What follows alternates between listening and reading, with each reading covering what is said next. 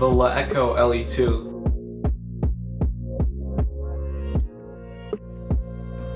So LeEco, formerly known as LETV, was originally a Chinese online video streaming company founded in 2004. They recently released their second generation of smartphones, which includes the LE2, LE2 Max, and the LE2 Pro. Hearing about the release of these phones, I decided to get one for myself and see what it was all about. So here I have the LE2 model, which costs at around $200. Straight out of the box, you get the phone itself, a USB Type-C cable, a power adapter, a USB Type-C to 3.5mm headphone jack converter, and a TPU case for the phone. Moving on to the specs of this phone, you get a 5.5-inch 1080p IPS display, 3GB of RAM, 32GB of storage, a Qualcomm Snapdragon 652 8-core processor, a 3000 mAh battery, and 16 and 8 megapixel cameras. The phone also features a fingerprint sensor on the back, support for up to 2 SIM cards, and support for Quick Charge 2.0. The build quality of this phone is actually pretty decent. You get a full metal build with solid tactile buttons that really feel good in the hand. The design of this phone is not too bad either. You get a very minimalistic look with a bezel-less display on the front and hidden capacitive touch buttons that light up when activated. Battery life is okay to say the least.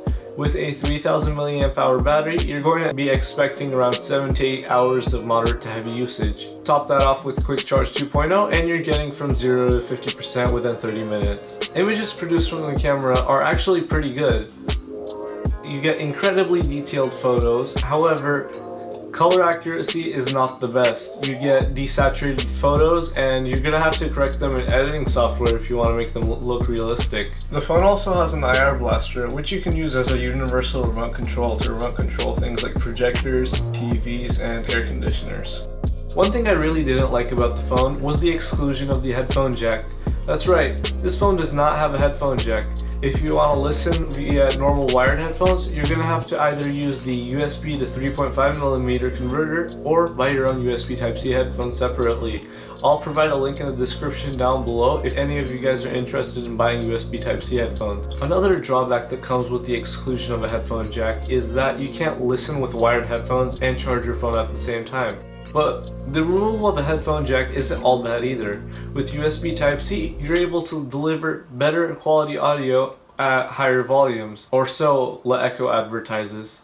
Another thing that I didn't like about this phone was the skin that comes pre-installed. Their so-called EUI doesn't have an app drawer, so I'm kind of forced to install the Google Now launcher.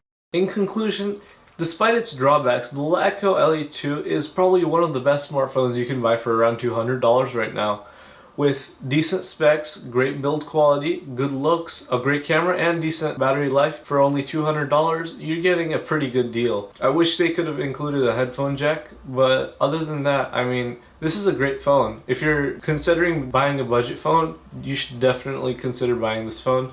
Alright guys, that about wraps up my review for the LeEco LE2. If you guys enjoyed this video, be sure to give it a thumbs up and subscribe. That's all for today guys, and I'll catch you in the next one.